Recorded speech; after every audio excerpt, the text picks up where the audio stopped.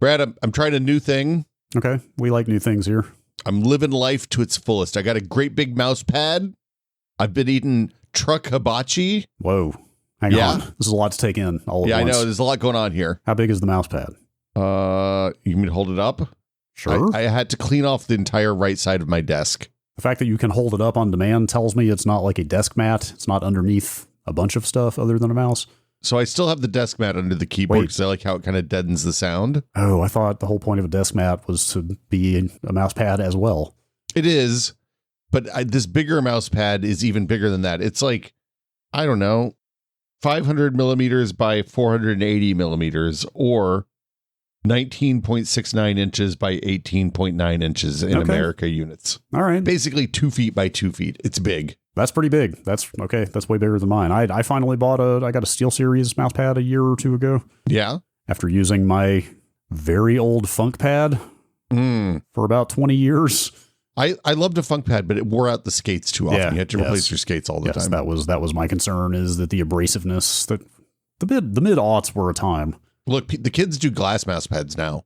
Yeah. Oh yeah. No, I think the kids They love glass. The kids are unhinged. The kids are bordering on feral at this point. Did we talk about my goofy glass mouse skates yet? Yeah, we talked about that last week. So I got the sandpaper out. I got a real fine sandpaper out last weekend, and I just did a little light scuffing. Oh, much better. So the skates you bought to speed up your mouse movement, you have now gone out of your way to slow down. I've split the difference. All right, it was too much. Yeah. You know, it's like, you remember the stories about game developers in the 90s buying Dodge Vipers and then immediately crashing the Dodge Vipers? Mm-hmm. Yeah, that's what these mouse skates are, the Dodge Vipers of mouse skates. Exactly the same thing. There's nothing wrong with a little user finesse. Yeah, on your product. The mouse pad I got is I don't know if you looked at the SteelSeries ones, but it's the heavy version. Okay. They make like the regular squishy cloth one, but then there's a fat version, and a lot of talk about dimensionality on the Discord after last week's episode when we talked about what constitutes 1 dimension, 2 dimensions. It's true. Etc. Anyway, this one's got more thickness on a different axis than you might expect. Okay. Well, actually, I don't know how thick your average desk mat is. Are they all? Here, I've got a bunch of stuff on it that I could just hold it up and show you. CQK, the one that I use is like, I don't know, a couple of mils. It's not. Wow, that is a thick boy. Does this play on the camera? Can you see? Yeah, that's chunky. It's a thick. It's like an appreciable fraction of half a centimeter. That's a quarter of an inch, probably. It's a thick mouse pad. I wasn't sure, but I think I like it. Yeah, you've been using it for a year. You should know by now. I kind of don't think about it, you know. I think that's a good sign of a good mouse pad. Usually, perhaps. I'm surprised you didn't ask me about the hibachi. I thought that's. I was going to say we got to get moving here, but give me a tight 90 on the truck hibachi. You know Benihana? Sure. You're familiar with the American Japanese food of the 50s? Yeah. Wait. Yeah. God, is it that old?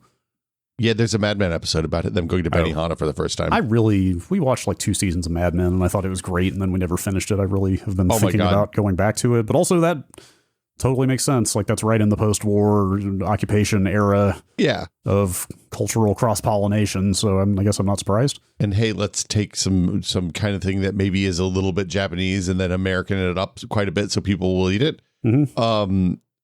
So yeah, no, the hibachi truck is down in Daly City, and it's just these 2 guys in a like a food cart. Okay, I'm sorry. I thought you said for your truck, which I'd started to say, wait, you have a truck? I don't have a truck. Which I didn't think you did, but I just was willing to go with it. But I assumed this was hibachi for your truck.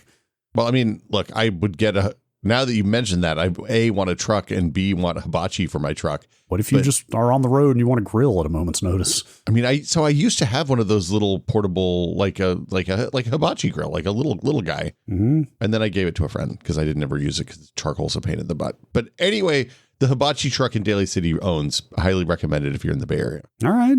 It's by Wendy's. News you can use. Yeah.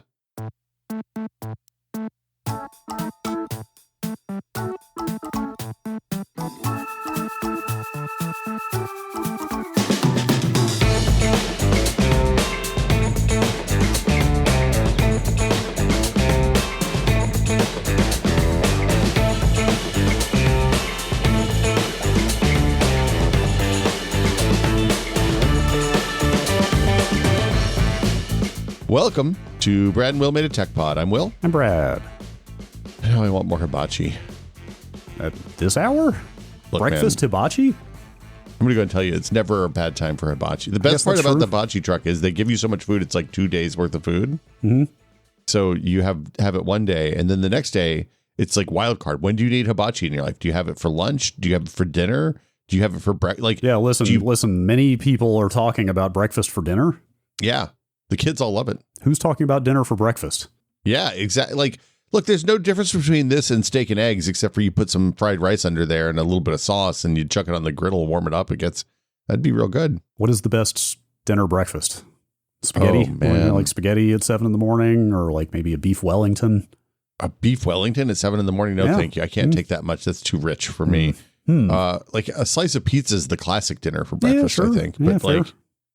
I don't know. I don't ever do dinner for breakfast. I've never even considered this before. That's right. Like I said, we're way ahead of the curve here. Wow. We should start a TikTok channel. This could be the new making food on your countertop thing from a few years ago that made everybody so angry. No thanks. Brad, it's a cornucopia of news this week. It's a news roundup. There's a lot of news. But we also wanted to get some, I don't know. I don't want to say offbeat, but not this. Often we go for the big news stories, the things that we feel are important. Yes, but this time we went for the things that we felt were interesting and cool. In this era, a lot of the big stories turn out to be something of a downer. Yeah, it's a bummer city out there, man. Everywhere you look, bummer, bummer, bummer. Hey, there's no gas. Hey, the fertilizer's out. Hey, I don't know. Those were both real things. I meant to be no bummers this week. But anyway. Hey, here are multiple examples of people who spent months in jail due to faulty facial recognition. Oh, yeah, I bummered that one right off. That pinned crimes on them that occurred in states they had never visited before. Yeah. Or something along those lines. Boy, man.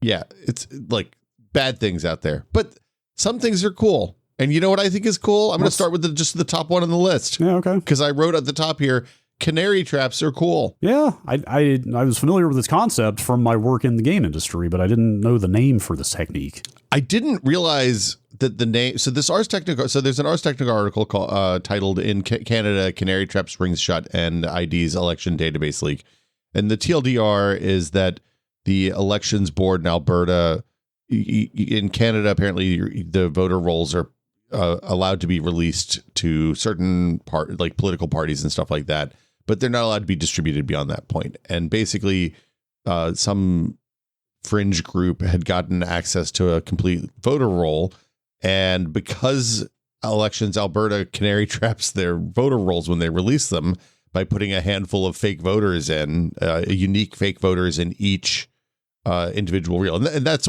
at the end of the day, that's what a canary trap was. I think the first encounter I had with a canary trap was in a Tom Clancy book in the 80s called Patriot Games. I think that is... It's referenced in the Ars article, actually. Yeah, isn't that where the term came from? That's what they say. I don't know that I trust... Generally, I trust Ars on fact-checking stuff. That one feels a little fishy to me. I mean, etymology of common terms and phrases like this is very hard to track down. And in almost every case, it feels like they are way older than you think. Yeah, it's like the child of Sweet Summer Child thing from Game of Thrones that people got real excited about. Well, that's different because that doesn't actually exist. What do you mean? That never existed. Or that came from Song of Ice and Fire / Game of Thrones. Yes, it 100% did. Oh my God, we are not doing this. We are not doing this, but it absolutely fucking did not exist prior to those books. People have done the work. Summer Child. People have done the work. Anyway. But in this case, yes, this is a real term that has been around for ages. There was one that came up on an Xlander thing recently that we were like, oh, that's probably from, God damn it, I can't remember what the phrase was. We were like, that's probably a few decades old. It turned out to be mid 1800s. A lot of these things have been around way dirty. I think dirty pool maybe was the phrase that we were looking up. Yes, that's what it was. And it turned out to be 150 years old. Is it about billiards or is it about swimming pools? No, I believe it was about neither.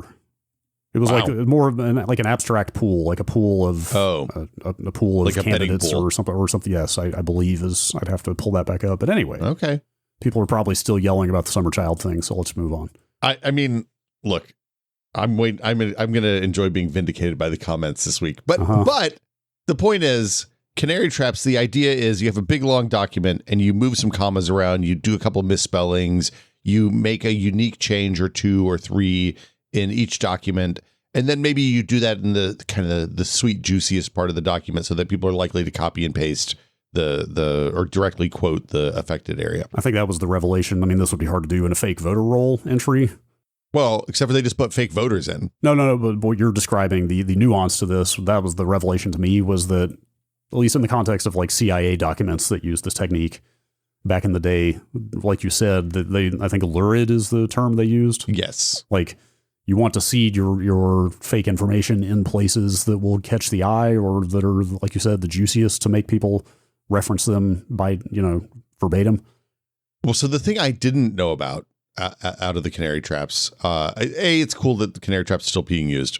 B, I didn't realize that there was this team at Dartmouth, I think, a few years ago, who made a tool called WeForge, WE-FORGE, that uses AI to sauce up the documents to canary trap them, so that it's basically just rewriting the document in a fake document generally. And I think their example here, to try to detect who the leakers are, which, like, sometimes detecting leakers is good, sometimes detecting leakers is bad, but I think canary traps always kind of a cool idea. Yeah.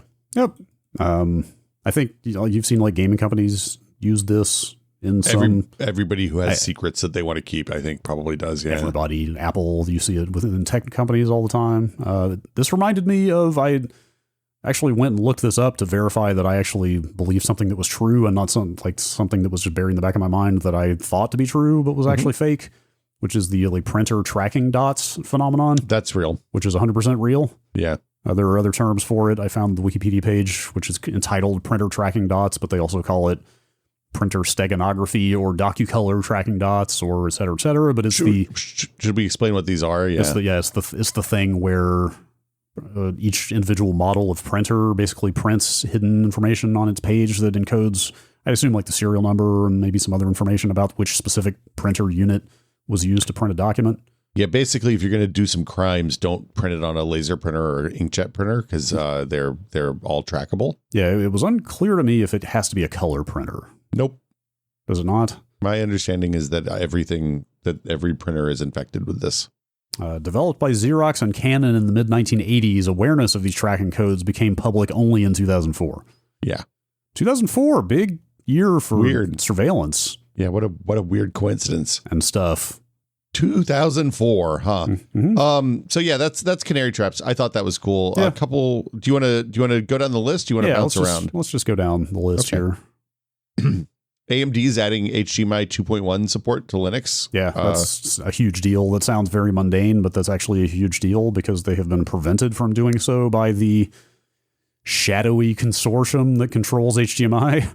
Oh boy.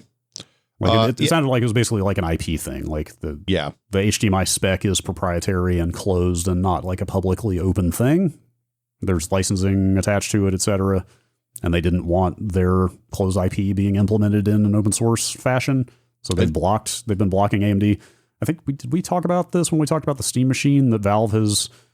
We talked about it, last fall. Yeah, like Valve has had to do some really creative workarounds to get HDMI 2.1 like features in the Steam Machine over an HDMI 2.0 connection. But now AMD is finally just getting legitimate support. And they were kind of flawed workarounds. They were like munging chroma and stuff like that. So the TLDR here is that this is the opening salvo of this. There's more to come. When this first came out, it was just implementing like some base layer of the spec. And there was some concern that maybe the full feature set wouldn't come, but an engineer working on this driver chimed in the comments on a Phoronix article and basically said, no, we will have a full 2.1 implementation once it's all passed like certification.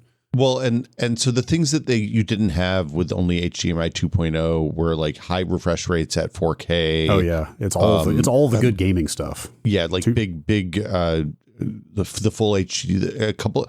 Some HDR stuff was accessible, but some wasn't, and it would impact the maximum frame rate. You lost access to stuff like variable frame rate and some of that stuff. Yeah, VRR, the auto low latency. Yeah. 4K 120 HDR, like 444, I think is all part of... HDMI is so bad at branding. It is so bad at branding. I mean, HDMI 2.1 sounds like nothing. Like not only does putting a version number on your spec not communicate anything to the average person, but also 2.1 sounds like a very small iteration on 2.0, right? Well, yeah. But in fact, 2.1 was huge for people who play games, and even the names of their cable branding, like high speed, ultra high speed, like those have very specific meanings in the HDMI spec, but they sound like monster cable. To the average person, they sound like, oh, somebody's trying to upsell me on an expensive cable by calling it ultra high speed. It's just so bad. I just hope that future spec makers who are out there thinking about how they're going to build their specs don't label things with superlatives and speed, and just use a number, man. Just say, hey, this is a 100 megabit cable. This is a 200 megabit cable. This is a 10 gigabit cable. Or something. I don't know what the solution is, but the HDMI answer is not it. Can I tell you the good word about USB 3.2 Gen 2x2? Nope. Be quiet. Wait, are you talking about the 20 gigabit one or the 40 gigabit one? God, that one. It's 10 or 20, I think, actually. But I think that one is 20 because it bonds to. Yes, that is exactly the case. That one is 20 because it bonds two 10 gigabit channels together. Yeah, of course. Why would you not? That's perfectly crowded. I mean, look.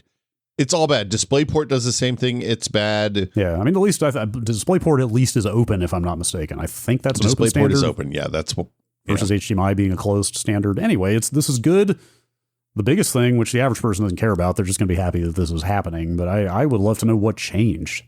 I think probably Valve is releasing the Steam machine, and maybe they called AMD, and AMD was like, "Hey, what do we have to do to make this happen?" Yeah, I would assume it was some AMD making nice with the HDMI group. Yeah, I mean, AMD is part of the HDMI group, I assume. Yes, so fair. Yeah, I'm sure they have to be. It's like kind of every major display related player in the industry, I think. Well, and it's not like in the early 2000s when this stuff first started happening, when the HDMI consortium was like, we have an unbeatable DRM scheme on our discs, that will close the analog hole forever so that people can't copy their perfect DVD copies. But that stuff's been busted for years. So it's like, there's no, I don't know. It feels weird. Yeah. Yeah. You want to talk about open source DOS? Oh, sure. This is heartwarming. Yeah, this is cool. And I guess they've been doing this for a while, but this might be the most notable example of it. Good job, Microsoft. I guess this is a rare good job, Microsoft, from us. Sure. This is probably this is a good job people inside of Microsoft who care passionately about this subject and are actually doing some good preservation work. It's very heartwarming to me that, look, the two things I care about the most in the world, computers and video games. Yeah. There is a ton of work going on to preserve the history of those fields now. Like you see it all the time in games with the Video Game History Foundation and stuff like that. But this is kind of that for original MS-DOS and earlier. Basically, Microsoft has been open sourcing a lot of their very old,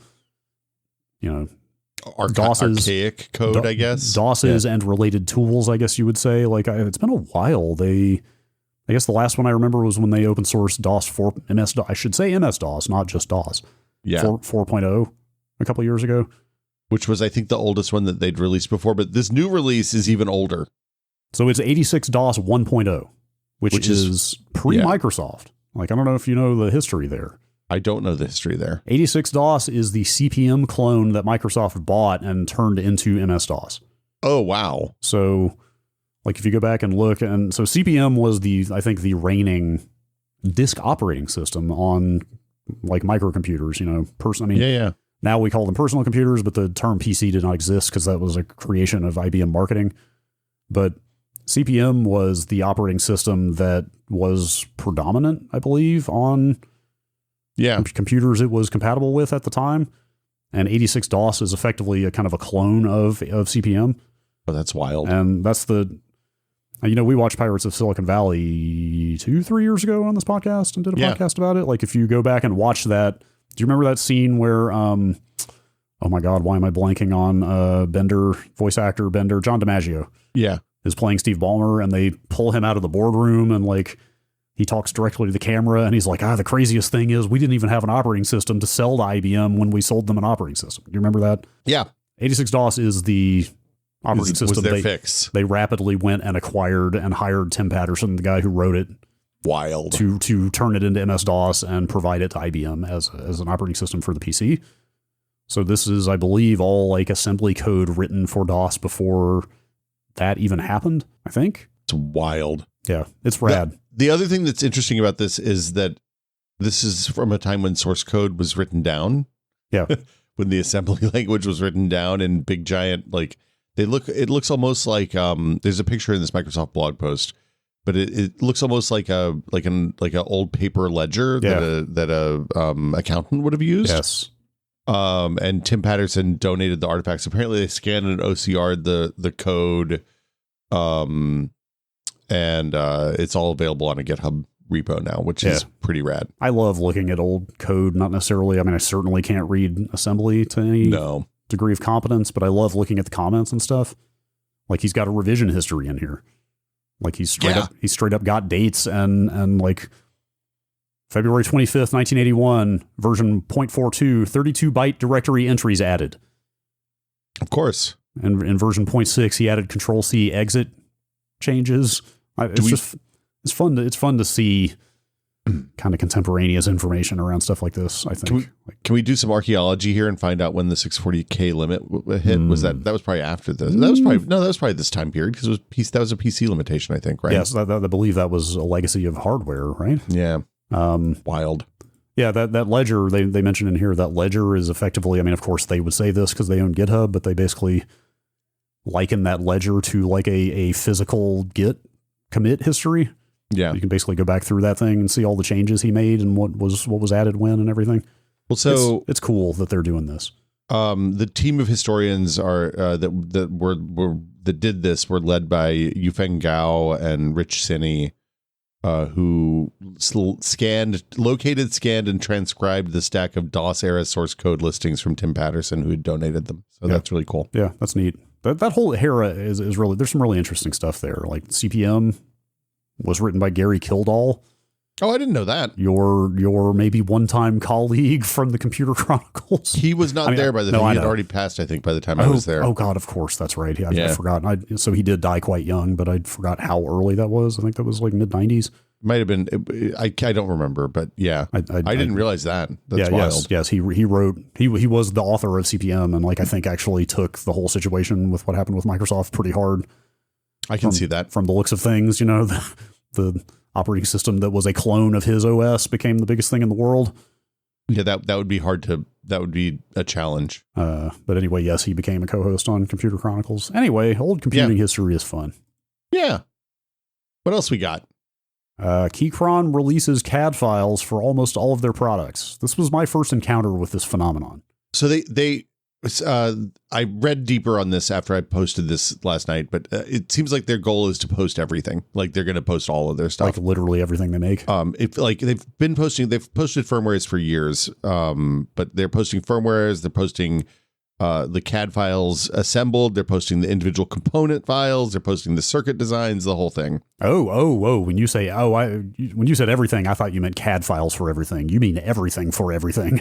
I mean the CAD files that like they use to make. Yeah, it seems like for personal non-commercial use, you can download the CAD files for almost all of your Keychron devices and do with them as you please. But when I say everything, just to be clear, you also said firmware and like board designs and stuff like that? Yeah, so if you dig into the folders, then you can actually, the firmwares are in for most of these that I've just been kind of spot checking through, but part of the GitHub repos are, like, I'm looking at this one, and this is the GitHub repo for the K10HE Special Edition US model. And they have the bottom case, the full model, which is like the assembled CAD machine with the like all the bits and pieces glued onto each other.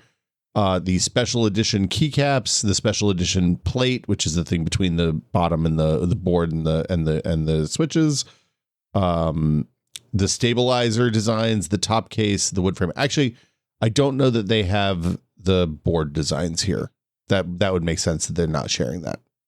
But yeah, everything else. That was the one that leapt out at me because it was like, hey, if you have the CAD files, the board designs, the firmware, everything, then you could kind of just make your own at this point. I'm not saying that it would necessarily be cost effective and definitely not like time effective, but you could. No, but like it's cool if you want to be able to, if you want to integrate a keyboard and something, this is a really easy way to do it because you can get the board CAD and then just use that to carve out the holes that you need in whatever you're building. Right? Yeah, so that was, like I said, the Keychron doing this is the first time I had become aware of a company releasing things like CAD files, although it sounds like it's actually more common than I realized. But that is the point, right? It's not, oh, go print your own 3D printed version of our housing. It's now you have the very precise measurements of the shape of our stuff, so you can make add-ons that fit properly without having to eyeball or measure yourself. So there's a lot of open hardware stuff that has posted CAD files for years and years and years. Like there's enthusiast keyboards that people make that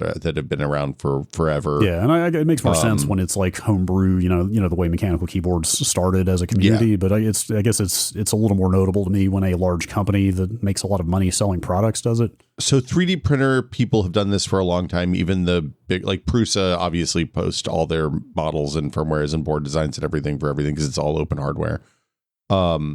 The interesting thing here is Keychron is a Chinese company. It's not as big as like a Logitech or something like that in terms of employees worldwide and all that, but it is they sell a whole lot of keyboards. Yeah. So it's pretty surprising for them. And part of me wonders, like there's been a lot of conversation in the 3D printer community because like Prusa is coming out and saying, hey, our printers are being knocked off in China before we can even start selling them, right? Because they work in an open way. And I wonder if this is just the Chinese manufacturer saying, look, we know everybody's going to knock these off, so might as well just put the stuff out there. Or what? I'm really curious what people think about this. I thought it was really cool. I think it's generally more information is better than less. Well, and it's weird for like the knock against Keychron when they came into the space as a cheap way to get mechanical keyboards was, well, you don't have any of the other stuff that you get, and they've slowly kind of come back around to where everybody else is. So like they've released firmwares for years, so you can do QMK firmwares and stuff like that. They've and now releasing the physical design of the hardware is the like last step in that process, I think. Yeah, that's cool. I have no frame of reference because I've owned exactly one mechanical keyboard, but I love this K5 Max. Like it kind of does everything I could want a keyboard to do. I think the first mechanical keyboard's kind of like owning your first electric car. Yeah, sure. In that, like, it's such a huge improvement over what you had before that it feels like it's like getting an SSD in your computer, right? You're like, oh, wow, my computer's really fast now. And it doesn't matter if you got the fastest SSD or like the 10th fastest SSD. Yeah. It's so much better than the thing that came before that it just feels like a magical upgrade. You're not wrong, but there is more to it than I would have expected, I guess I would say. Like what I mean is I continue to be delighted by the amount of functionality it has. Like, it's got, you do layers and stuff? I'm not sure. So it's a 110 key, so I don't know that it needs layers or necessarily. It probably... Look, man. Actually, maybe layers is a different term for, yes, it does have presets for different OSs, I believe. So like on my keyboard, when I hold down the function key, I get a completely different layout. Oh, yes, I believe it does. Yes, I think I've seen that. That's what layers are. Like it's QMK, and I've looked at the customization stuff, and yes, it does have that stuff. And part of that QMK thing is that you can so you can set up a whole bunch of layers, and you can kind of page through them if you want, or you can have ones that are instantaneous that you get access by pressing a keyboard shortcut. It does that. I think I was mixing that up with it also as a physical switch for Mac or Windows. But I think that's different than what you're talking about. But like, I think we talked about this recently. Like I said, remember it's got Bluetooth, and I was like, keep it connected to my Mister, and that's cool. But I wish I could also keep it connected to a Pi. Yeah. Somebody in the Discord chimed in, and they were like, oh no, it actually has 3 Bluetooth profiles on it, so you can have it sync to 3 Bluetooth devices at once. So like for $110, like it has a shocking amount of functionality to me. I don't doubt that there are more elaborate boards out there. Well, the nice thing with the QMK stuff is you just write your own firmware if you want. Yeah. Right. Everything's got an ARM CPU in it now. It's all ARM, it turns out. So yeah, I thought that was really cool. You called out that the Valve just posted for the Steam controller their CAD files as well, which I feel like they did that for the Steam Deck as well. I would believe that, but let me just verify. Yes, Steam Deck CAD files came out in 2022, which I think is when the Steam Deck shipped, right? Yeah, that was short. Yeah. I feel like they did it shortly after, but yeah. Yeah, so I mean, Valve, I'm not surprised, has been doing this for a while. Not a new phenomenon, but it's cool to see more companies getting in on it. Yeah, it's I mean, so like hardware stores like McMaster's Car do this as well, right? So like if you're building something, you can grab the CAD file for the bolts that you want to use, and you can get exactly the right shape and all that stuff, so you know what your overlap is, and it's incredibly convenient when you're designing stuff. So I had to laugh because like McMaster Car is traditionally purveyor of like fine, well-made tools and associated trinkets, but more recently they have been recognized as the gods of web design. Did you catch that whole meme? Web design, but. Is this a thing? Is this what the kids are saying? I'm not entirely serious, but I mean, I think they were not entirely serious, but also they kind of were. I mean, are you on the website? Like, oh yeah, it was being passed around recently as look at how fast and simple and efficient web design used to be. Like anything you click on their site, it all just loads instantly. Like the information's all very clearly and concisely presented. Every page loads immediately. You're not wrong. It's like it was being passed around kind of a lot on like web design circles on social media as like, we need to get back to this. Like we need to get back to just functional, laid out sites that are very performant. And I mean, it is insanely fast clicking down into these columns. It took like 3 seconds to get down to like extra wide 2-piece shaft collars, and then I'm downloading a SolidWorks file for that particular model. Right. Like clicking into any of these like large categories of products is like measured in milliseconds in the page load times. Like it's just very, very fast. Here's an interesting factoid. I'm looking at my ad blocker on this page. There's only 3 blocked things. Right. When I go to Gmail, I think it's like 22,000 or something. It's fairly ridiculous. The web used to be good. Yeah, the web can still be good, Brad. Yeah, maybe. On the input tip, more mouse vendors are doing magnetic switches. We talked about the Logitech Hits sensors and the SuperStrike a few weeks ago. Both Keychron just teased out a new switch that they called the Mag-Opt switch. It's a hybrid optical magnetic sensing mechanism with a traditional clicky leaf like you expect in a normal switch. I assume not to make this all about Keychron, but they've had a couple of magnetic keyboards out for a year or two. I assume this is a newer type of switch than that, though. Well, the mouse switches are a different physical design. Yeah, it's a different. Yeah, maybe it's also. I think those might have been just magnetic. Is this magneto-optical? Or that doesn't make sense. What is the opt here? I watched the video and I didn't understand exactly how it worked. So it is, yes, hybrid optical and magnetic sensing mechanism. Yeah, I am. I'm interested to see how this actually works in practice, because the click is going to be physical, so it's going to be on the location it always is, regardless of where you trigger the actuation point to be on the mouse software. And but they are saying that they're going to do the stuff like the rapid click, where you can where the release happens before you cross the actuation point and stuff like that. The other one is this company called Staptic, which is a Russian streamer's mouse company. And they're doing the full thing with the haptic bumpers and some sort of magnetic sensor for the switches. Whether that, like, who knows, Russian streamer mice, I have questions about. Okay. Probably not going to be in Western markets, is what this 10 Hour Up article says. Yeah, you're probably right about that. Yeah. I'm surprised we haven't seen a Hits clone out of China yet, honestly. I'm sure I kind of expected to see it by now. Probably coming. Yeah, almost certainly. It really feels like we're in kind of like a golden age of mice products. There's so many players in the space, and there's so much tech and R&D development around down so many different lines, in terms of weights and switch types and programmability and all, it's like sensors. Like there's really just a mouse for everybody at this point. Yeah, it's interesting because I use 2 mice. I use a vertical when I'm doing work stuff usually, just to save my wrists a little bit. Yeah, what is the ergonomic rationale for the vertical mouse? Is it just somehow better for your hand to be oriented that way? So instead of your hand being folded up to use the mouse, now you're keeping it vertical and sideways. Now that I'm flapping my hand in front of the camera, I've immediately understood the practicality, because you're pivoting your wrist on the up down, not the lateral movement. You're really supposed to just move your arm, not your wrist at all, really. Interesting. And that it kind of facilitates that, because it's like, think about how you hold like a cup or a can of Coke or something, and you're not, when you drink that, you're not bending your wrist in or out. The problem with using a traditional mouse is that you end up with your hand flexed up in that like I don't know how to say it, but like where your palms are facing out, as if you're making a stop hand, and that adds a lot of tension to the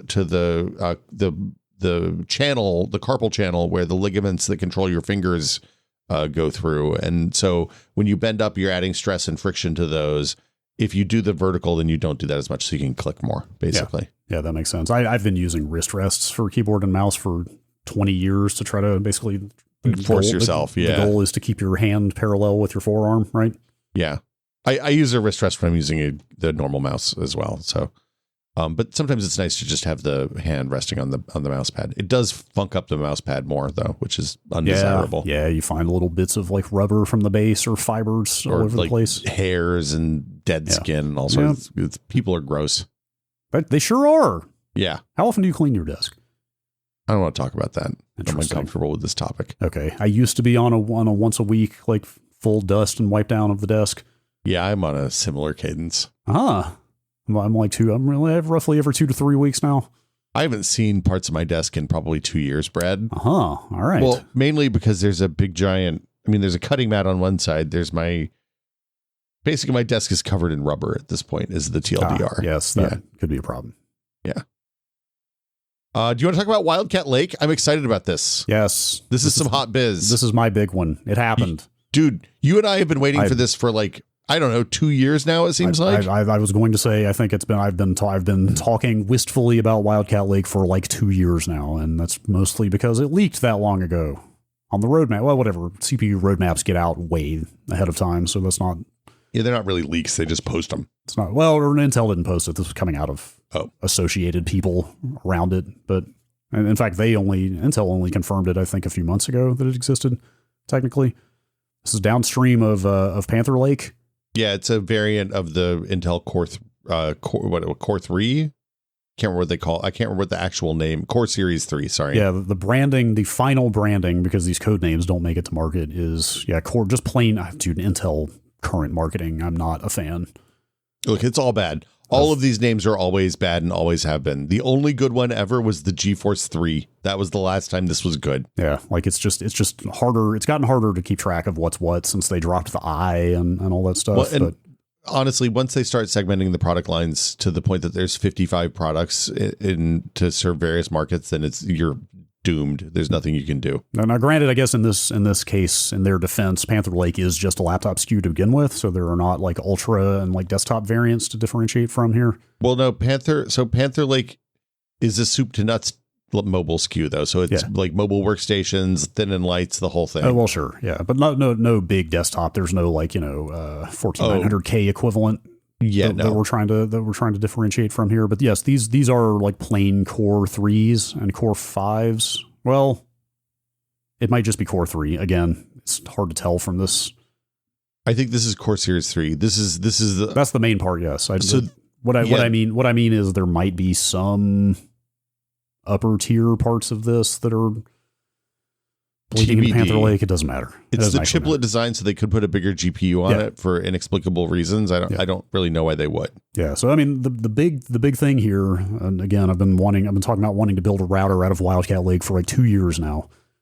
This was thought to be the successor to Alder Lake N, which is better known as like N100, N150, which is kind of like been the go-to for that low tier x86 mini PC for a long time. Well, yeah, they were like, if you think about the kind of computers that are in like a hospital room slapped on the wall or like hanging off the back of somebody's monitor at a corporate desk job, That's what we're talking about is a lot of these kind of machines. Yeah. Now, the thing that's a little confusing here, the most information I've seen anybody put out about this thing is from Serve the Home, which is the very active, like, home networking kind of home labby sort of site.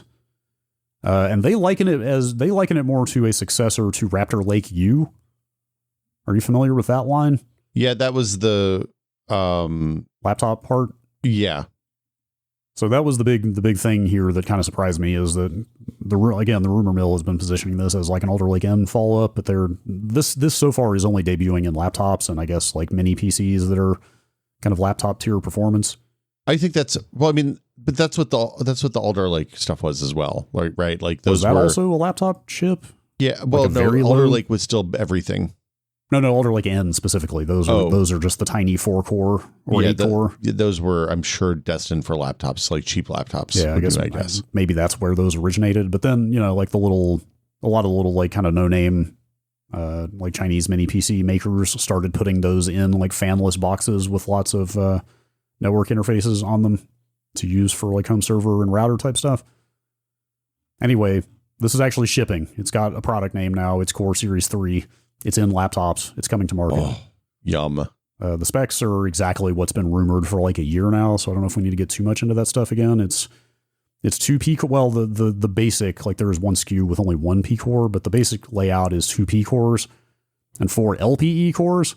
Yeah, the LPE cores are on the IO die. Yeah, so they're separate from the compute tile, but my understanding is LPE cores are basically roughly the same performance as E cores. It's just where they are on the package is different. Is that correct? Well, and they're often that die is clocked slower, is my understanding. So the performance per clock is going to be the same, but the clock speeds will actually be lower. That would make some sense. That's okay. That's not amazing. And then there are like latency concerns about communicating between the P and E or LPE cores, right? Because they're going across a bus. So the benefit of these chips is that they're often really, really inexpensive. Like those Alder Lake N100, 150 chips in a bare bones B-Link style, NUC style case, like a small fanless enclosure. In the good times before RAM prices got out of control, I mean, the bare bones ones are still cheap. They're still like $100 and $150 often regularly if you kind of shop around. In the days when RAM and SSDs were still inexpensive, you could often get a 16 gig RAM configuration with like 100 gig SSD for $150, which is a kind of amazing, really, really capable little machine that draws 5 watts at idle, which is like a perfect hey, I want a home server, but I don't want to increase my power bill $25 a month kind of situation. Yeah. And this should be a successor. I mean, we're starting to see the Panther Lake like low power NUC style boxes come out as well. Those are going to be much more expensive because they're much more capable machines. The power consumption under load will be higher. From looking at the laptop reviews, it seems like the idle power it's going to be more than those Alder Lake machines. Yeah, that is the case. I mean, they have more CPU cores, like I said, because those, especially the lower tier, like N100 was just 4 cores, and this is 6 CPU cores. This also has an NPU on it, which those did not. You just turn that off, though. Nobody uses that. So that's my question. My understanding is that for the CWWK, you're familiar with that brand?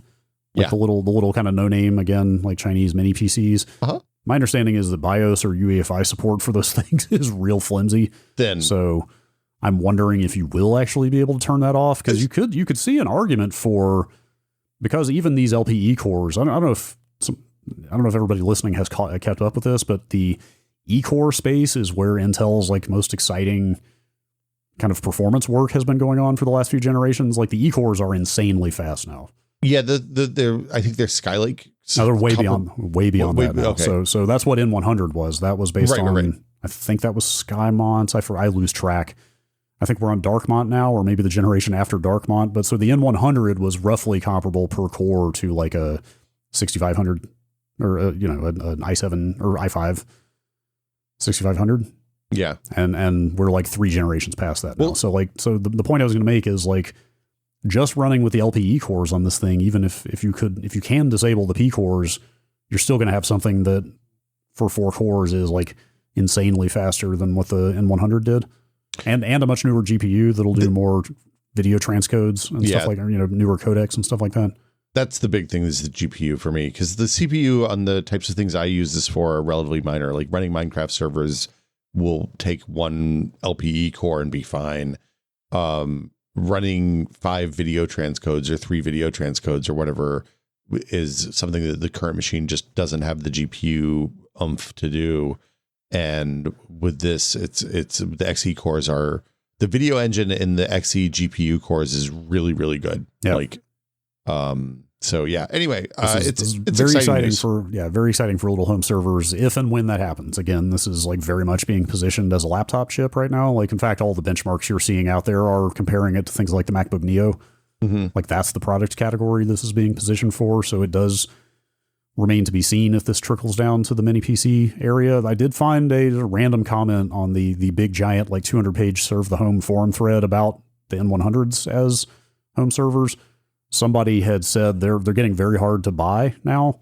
Yeah. And they had reached out to one of these suppliers that makes the little mini PCs, and they basically said, like, yeah, it's getting very difficult to source new N150 chips. I mean, so presumably maybe this will hopefully slide into that category. Like, those chips are old enough that Linux is dropping support for the transcode engine in the GPU, and some newer kernels just don't have that support built in anymore. You have to patch it in if you want it still. So like, it's 7-year-old, 8-year-old. It's an 8-year-old CPU, I think, at this point. Alder Lake, probably. Yeah. Can't remember. It was pre-pandemic. No, Alder Lake's newer than that, definitely. Really? Yeah. Yes, that's like 2022, I want to say. No, I bought that machine before 2022. 2021, November 2021 is when Alder Lake debuted the first SKUs. On your comment about the BIOS and UEFI support, I will say, having used one of those B-Links at length, the UEFI support is thin. I've looked at some of the Minis forums boards that they sell. So they sell both like ITX boards that have like mobile processors soldered on. They also do small NUC size boxes. Their BIOSes and UEFIs are generally much better. So we should.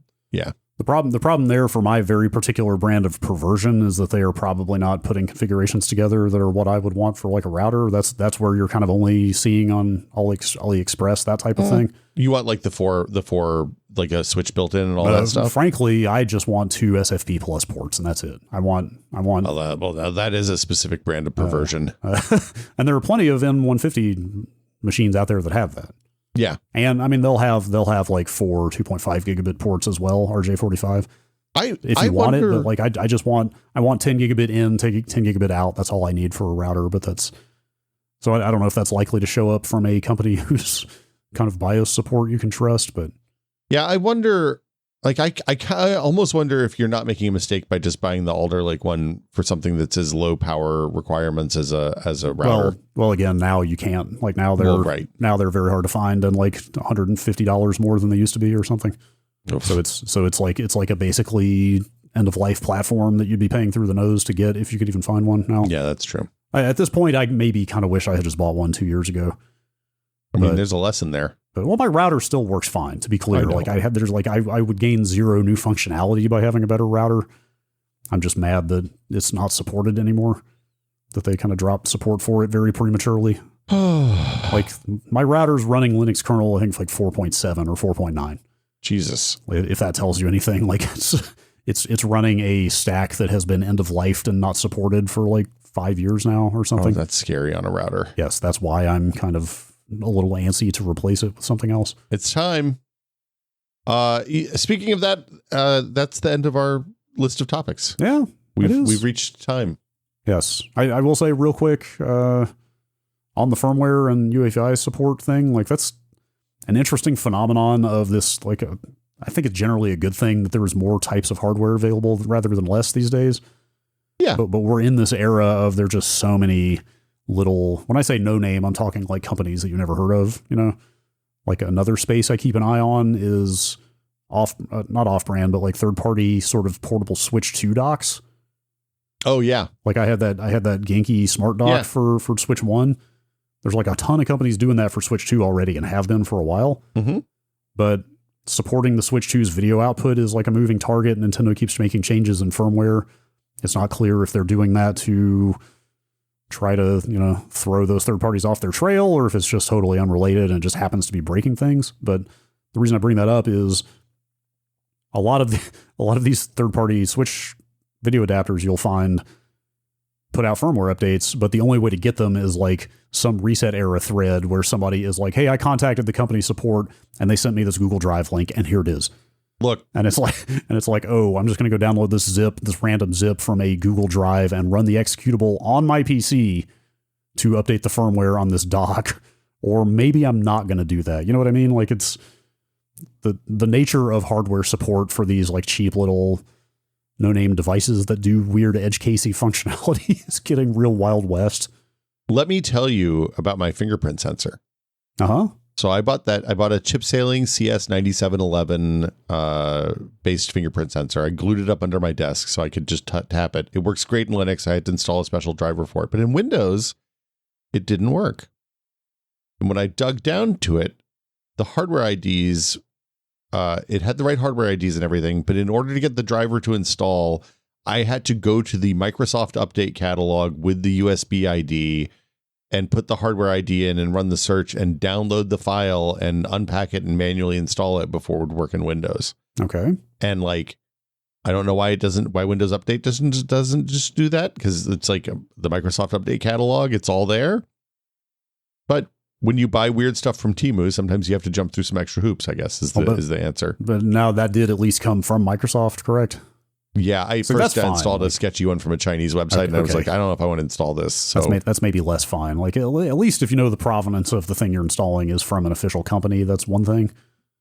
I mean, yeah, but also, like, when you're buying weird edge case, like the reason I bought this one is because I found a Temu, somebody on Blue Sky recommended a Temu store that sold the exact one that's actually supported in Linux, because that's the problem is most of the Windows Hello compatible fingerprint sensors aren't supported in Linux at all. So you have to find ones that have specific chipsets. It's a whole thing. I should do a post or something about it because it was a mess. But the point is, everything's janky now. Yep. We live in the janky time, I guess unfortunately. So, yeah, it's the jank era. Yeah, welcome to the era of extreme jank. Yeah, just to close the loop, though, I think maybe for something as critical as a router where 100% of my internet traffic is going through it, I should maybe do a little more due diligence on who sells me a box. I really, it's one of the things I wish, we've talked about this at PC World a little bit, but I wish that more reviews focused on what it's like to actually do kind of advanced user stuff with a thing. Yeah. So like they do NUC reviews and they're doing them for a different audience than us. So they're not doing reviews for home lab people. They're doing reviews for people who buy 500 of those things to jam on the back of every monitor in their business. Right. But I would love to know what the UEFI looks like in all of those. Right. I would love to see which options are in there, all of that kind of stuff. What you can change. Can you disable secure boot? Can you add new secure boot keys easily? I mean, that stuff, that's the first thing I want to know about a piece of hardware like that, because that dictates a lot of what you can do with the thing. Oh yeah. And even like Framework that makes relatively good hardware, their UEFI is messy. I'm kind of, it's to get from the boot area to the BIOS tip, what you think of as traditional BIOS stuff, you have to like reboot the machine, and it's like jumping through hoops that are just goofy. Are you saying, I mean, people love to complain about, BIOS support from your ASUS's and MSIs, but are you saying we don't know how good we have it on the PC side? At least those work generally, usually, kind of. I mean, I think the problem with the ASUS and MSIs and Gigabytes is that they are presenting people with too many options. Sure. And also they're not explaining what the options are in any forum anywhere that's not just some guy on Reddit posting, oh yeah, this is what this esoteric setting 17 is. This is the opposite problem is on the mobile side, and I think that spills over into the NUC style boxes, the little hockey puck boxes. So I don't know. Computers are weird, man, but also sometimes computers are good. So yeah. Here we are. Hopefully more often than not. Yeah. We've reached the end of the show. If you have news that you think you would like us to cover, send it to techpod@content.town, and we're going to try to do these more often because people seem to like them. Yeah. And it's kind of nice. I like talking about stuff that I don't see talked about on the other tech podcasts I listen to. So Yeah, maybe we should make a thread or a channel for people to drop links in if they'd like us to talk about them. Oh, that's a good idea. We could do that. Yeah.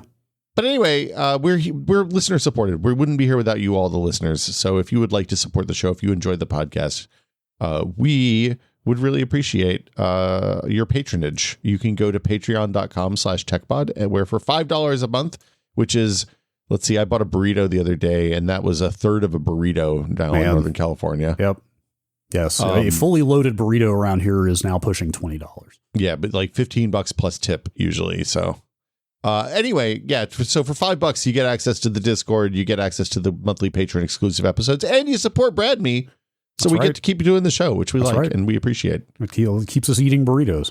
Yeah. Again, it's patreon.com/techpod. Because while good vibes are great, we can't eat good vibes. The burrito lady wants money. It turns out. Do you want to hear an exciting burrito hack? Yeah, let's hear it. It's the best thing I've done with a burrito in years. I got a super burrito recently. Okay. I dropped the sour cream and doubled the guacamole. Oh. Did they charge extra for that? No. So that is wild. To be fair, I think that is a feature. I believe it came out in the wash, basically. Okay. That is a feature of the specific burrito place I was going to, is that like removing sour cream and hitting double guacamole made the price the same. What's your burrito order, Brad? Do you have a standard? Okay, yeah, sure. My like most generic one is probably whole pinto beans and pollo asado. Okay. I would say, and generally super. Sour cream's okay. I'm not the biggest fan, but I'll generally go for super if it's available. I like sour cream. I like a light super. Like I like a light sour cream. Yes, that's okay. I'm telling you, the double guac. Double guac, that sounds good, and probably much better for you too. Actually, yeah, probably. I'm an al pastor super. Okay. With black beans and extra cilantro usually. Okay. Ooh, that's spicy. Extra cilantro sounds good. Spicy. This place, this is a bit of a different. It's more of like a regional Mexican cuisine. Mm-hmm. They have refried black beans there. Oh, that's if you go someplace with that, you know you're in for a treat. It's the only burrito place I've ever seen with refried black beans. Do you ever go to Tom? There's a place in the Mission that does that too. But do you ever go to Tommy's joint out? It's out in your general neck of the woods. It's not Geary and Van Ness. Hold on. Are you thinking? Oh wait, are you thinking the Mexican? I'm sorry, I'm thinking the Mexican place. Yes, I have been to. That's way out in the avenues. Yeah, it's way out in the sunset. Yes, I've been there a couple times. That place is great. That place is unbelievable. But yes. Anyway, now I want to go get different food than I started out. Look, from Japan to Mexico, you get it all here. Dinner for burrito for breakfast. Well, maybe breakfast burrito is a covered product category. Actually, the breakfast food gap that we have here is breakfast tacos. When you go to Texas, you get like every gas station has breakfast tacos, and they're just like foil wrapped rolled corn tortilla tacos with like eggs and sausage and a little bit of potato. Okay. But it's not like a breakfast burrito is too much, right? Yes.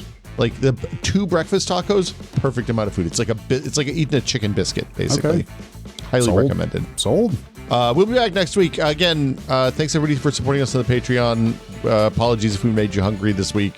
We'll be back next week with another edition of the Tech Pod. As always, please consider the environment before printing this podcast.